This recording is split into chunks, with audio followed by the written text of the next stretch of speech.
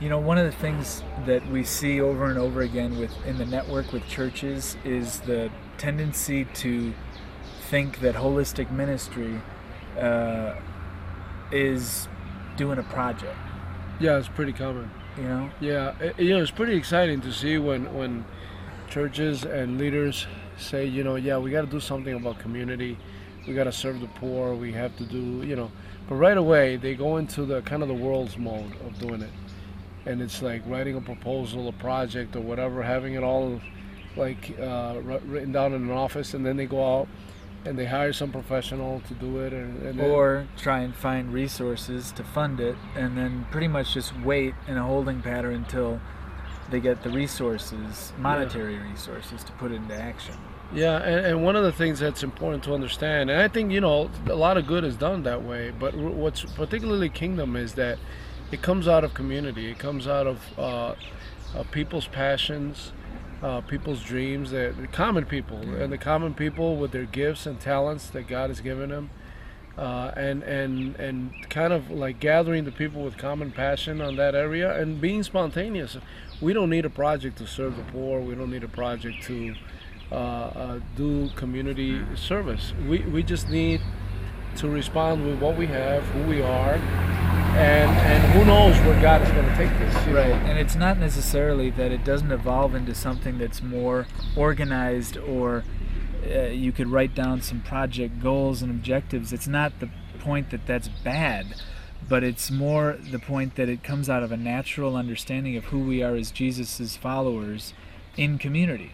And so therefore it's like releasing all of the gifts of the body, and individuals could feel a passion about a certain area of need in the community where the church is, and respond. And as that kind of develops, a year later it might need some resources to expand its impact or to reach out to more people. Yeah, and also like it comes out of also like listening to the community. Is being in the community, listening to the community, and what's the need there. And as we listen, it connects to our passions, and then we respond out of love and spontaneous.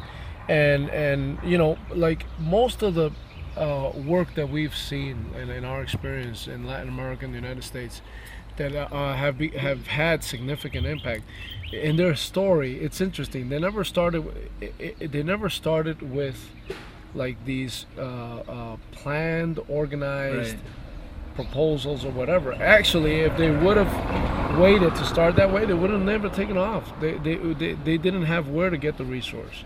They wouldn't have qualified. Right. But now, because it comes out of their passion and their calling, and they dare to believe God, and it's a faith thing. And with what they have, they respond to the need. That's where the blessing shows most, because it's then evident that God's power is in it, and it's not just happening because there's resources behind the action. Yeah. Like in our instance, it's like when you see kingdom activity and mission as project, the people you're serving feel like a project. Yeah. And kingdom is all about seeing people as people and reaching out in love, in relationships, building friendships, and not having any project that you're relating to, but a person. Mm-hmm. And there's a big difference there. The whole kingdom as loving people over and above projects for the kingdom. Yeah, You know what I'm saying? We just had like a recent experience with that. We have this mentally handicapped young woman who was like extreme case of mental sickness, and she would just she was very violent. She would stand in the front of the church and just get stripped naked and start dancing right in when we were having church worship service. And she was like, people come to our church because we have different programs to serve the poor, and she's there. She sleeps right in the front of the church. But one time we said we got to do something. It was kind of a project of doing something for her. So we started to reach out to her and kind of see what was happening and kind of measure that, what are the results of it. And that she picked it up right away. She resisted that. She played with us for a little while, but she resisted it. And it came to a point where we just didn't know what to do. We just didn't know, what are we going to do with Jessica? What are we going to do with this woman that is so, um, imprisoned by her sickness and addiction and everything. Everything you can think of wrong had to do with her life, So anyway, one day we were in a staff meeting and we just said, we give up. We don't know what to do. Nobody knows what to do. Any institution we would take her, they didn't even want her anymore. So we fasted and we prayed. And that same day, an ex-prostitute from our church that didn't know that we were fasting and praying for this woman, she came up to her and she says, I want to clean you up. I want to bathe you. So she took her to our parking lot. And she accepted. That's the she first accepted. miracle. The first miracle was she says, I want to be clean. Because she would never accept that offer before.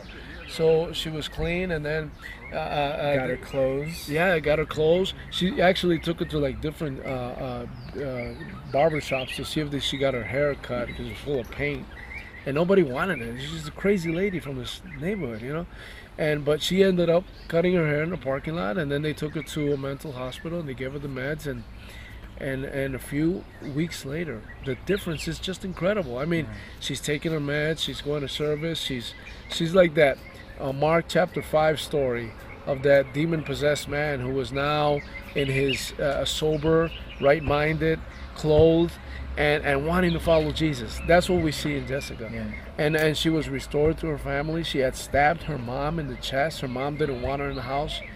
And now she's back with her mom. Being reconciled with her. She's reconciled with her. Her brother is, and they're coming to church. The whole family is coming to church. And not only that, Jessica is now serving in our food ministry, feeding the homeless in the neighborhood. And it's like, it's just incredible. It's a miracle, and it just starts there. But the thing is, it wasn't that a project director in the Department of Social Action of the church took care of Jessica and made it happen. It was a member of the body, and a member of the body who is exercising her call to serve and love her neighbors. Yeah. And her own past, having been redeemed, connected with Jessica, and God opened up that door. But that's the difference. It's when the body of Christ, everybody's realizing this, we're all on point. We're all missions pastors in our community. Yeah. And I have different beliefs, or I have different resources, histories, experiences that are of huge value for someone in the community. Yeah. And then it's about trusting God that He'll connect us. Yeah, somebody said there are demons that only you can cast out because of your experience and everything. Like this ex-prostitute was the only one who could get through to her, who was the only one who could maybe talk to her in a way that she connected with. And that was God's agent, and it was out of our hands. We actually gave up. We didn't know what to do. And now it's a beautiful thing, and it's spurred a lot of people. A lot of people in the church are really excited what's happening, and they want to do something for the Jessicas. It's motivating others to release their gifts. And the thing that I think is the most miraculous is that it was at the point of greatest weakness. It was at the point that the church and the leadership and the church community was saying, let's fast and pray. But fast and pray not because, God, you're going to give us a project, but fast and pray because, man, we don't know what to do. God, help us, And it was at that point, it's like God said, all right, I'm going to touch the heart of my sister here. Yeah. And without any communication, without a project directive or goals, it all happened. It was natural. It was organic. Yeah. And I think that's the beauty of the kingdom. It's about people. Projects can help, but projects aren't the center of what we're about as kingdom people. Yeah, that's right. It's like, how do we start the shelter for the homeless? Well, a street lady that we helped fed and we knew from the community, she was killed by another mentally handicapped guy. She was beaten to death. And it got in our hearts, man. We can never let this happen again. But we didn't have the resource. But we did have the resource. Our parking lot. And the idea came up, by talking about it. Hey, let's build some beds just to, open and fold them in the nighttime when the cars are out. And now we have a shelter for the homeless. And it's the resources there. the reality that we live, the pain of losing this friend who was mentally handicapped, severely beaten, the commitment that we made. You know, we have to respond to this, even if we have to sell the speakers of the church, which is one of the things, you know, that got the sound guys kind of like nervous about it. Oh, they're going to sell the speakers. This was going to happen with the resources that we have, with the people that we have. And it's just a beautiful thing now to provide that shelter in our parking lot. And it all changes when we see the people that we're going to serve as being created in the image of God, and they're our friends. Yeah. Everything changes. It's beautiful. And then who knows? It might become a project. It might become something big. It might develop, you know, it might grow that needs structure and development and planning. Yeah, and that's okay. It comes into the people, but It doesn't start that way. It's about people. It's not about programs.